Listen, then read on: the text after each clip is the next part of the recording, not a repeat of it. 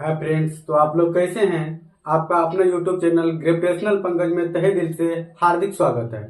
आज हम एक नए टॉपिक को लेकर आए हैं जिसमें हम पढ़ने का कोशिश करेंगे और जानने का कोशिश करेंगे समांतर श्रेणी, जिसे इंग्लिश में अर्थमेटिक प्रोग्रेशन और शॉर्ट में एपी कहते हैं।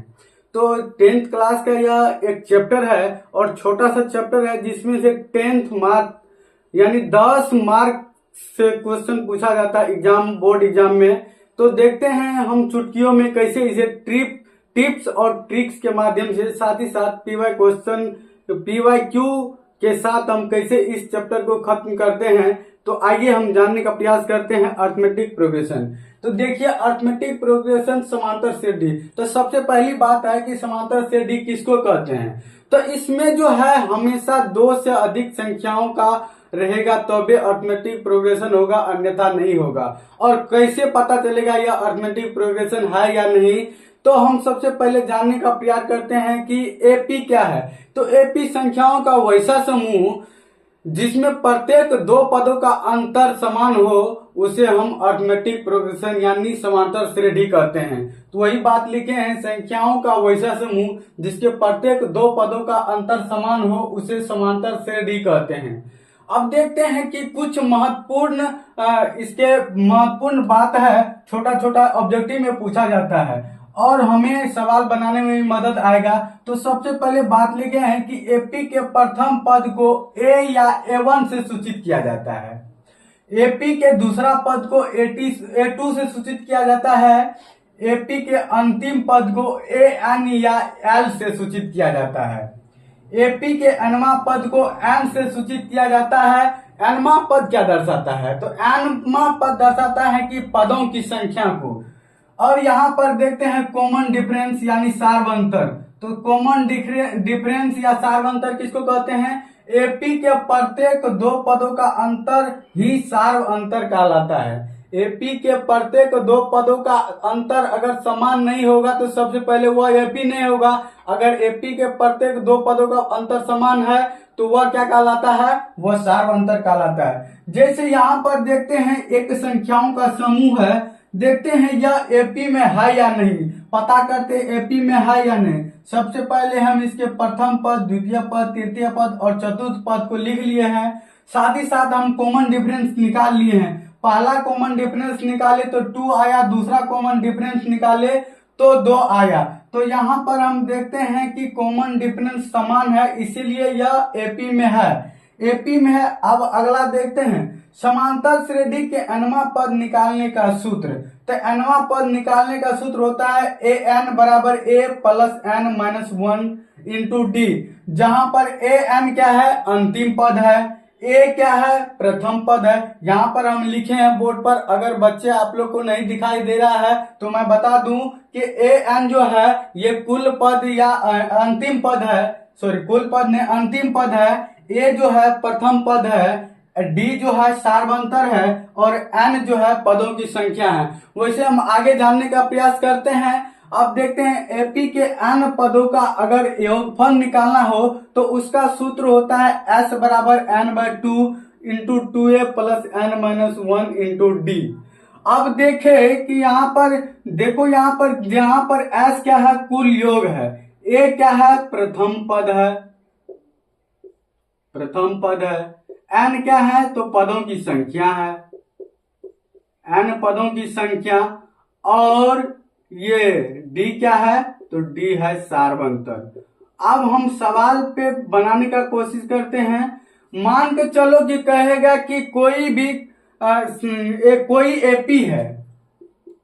एपी है जिसका अंतिम पद दिया हुआ है दोस्त, जैसे 5, 10, 15 ... 205। तो सबसे पहले ये दिया हुआ है तो nवां पद ज्ञात करें। nवां पद बराबर हुआ, तो nवां पद कैसे निकालेंगे, सबसे पहले तो हम A1 लिख लिए 5, A2 लिख लिए 10, तो D निकाल लेते हैं। A2 माइनस A1 तो बराबर 10 माइनस 5 बराबर 5। उसके बाद ये जो है अंतिम पद ए एन दिया हुआ है, तो ए एन 205 है और हमको एन निकालना है, एन बराबर व्हाट, तो इसीलिए फॉर्मूला लगा देंगे ए एन बराबर A plus N minus 1 into D.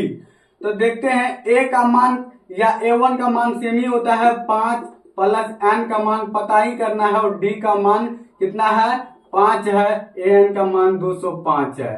तो देखते हैं कि 5 इसमें आकर इसमें 200 घट जाएगा, तो 205 में से 5 जाएगा तो 200 हो जाएगा बराबर ये 5, देखिए यहाँ पर गुना में इस बगल आएगा तो भागा में 5 बराबर एन माइनस 1, यहाँ पर काटेंगे तो 40 पंच 200, यानी एन बराबर 40 प्लस 1 बराबर 41, यानी इसमें टोटल जो पद होगा वह 41 पद है। टोटल कितना पद है 41 पद है। अगर मान के चलिए कि यहाँ एनवा पद पता, इसी एनवा पद जैसे एन बराबर A plus N minus 1 into D, यहाँ पर 1 2 3 और 4 है, यानी 4 में से 3 दे देगा और 1 निकालने के लिए दे देगा। तो इसी तरह से हमें बनाना है और बोर्ड एग्जाम में इसमें से क्वेश्चन जो है भर भर के क्वेश्चन आते हैं, ऑब्जेक्टिव से लेकर सब्जेक्टिव। साथ ही साथ यहाँ पर देखते हैं ये जो योगफल का है, जैसे हम मान के चलिए कि यहाँ पर योगफल हमको निकालना है, तो योगफल निकालना है तो मान चलिए सबसे पहले एपी दिया हुआ रहेगा, एपी दिया हुआ रहेगा, जैसे कहेगा 2 4 6 8 डॉट डॉट डॉट। तो एपी में देखिए यहाँ पर ए पता है और दे देगा एनवा पद जो है, एनवा पद 20 है, तो योगफल ज्ञात करें तो एस बराबर व्हाट, तो कैसे निकालेंगे, सबसे पहले A1 2 A2 4 डी निकाल लेते हैं, डी बराबर A2 माइनस A1 बराबर 4 माइनस 2 बराबर 2, एन बराबर दिया हुआ है 20, इसीलिए एस बराबर फॉर्मूला लगा देंगे n by 2 into 2A plus N minus 1 into D. यहाँ पर देखते हैं एन का मान 20 है, 2 ए का मान ए या A1 का मान 2 प्लस एन का मान 20 इंटू 1 माइनस 1 इंटू डी का मान कितना तो 2, तो 20/2 का मान 10, यानी 10 2 दूना 4 और 19 दूना 38, यानी 10 और 38 4 42, 42 से गुना हो जाएगा 10 गुना 42 बराबर 420, यानी इस ये जो पद दिया हुआ, ये जो एपी दिया हुआ है, यानी एन बराबर जो 20 दिया हुआ है, इसके कुल पदों की संख्या जो हो जाएगा, कुल पदों का योग जो हो जाएगा वो 420 हो जाएगा। तो नेक्स्ट वीडियो में आप लोग को बताया जाएगा। ये छोटा सा वीडियो आप लोग को कैसा लगा आप लोग जरूर कमेंट कीजिएगा और हमारे YouTube चैनल को सब्सक्राइब जरूर कीजिए। जय हिंद, जय भारत।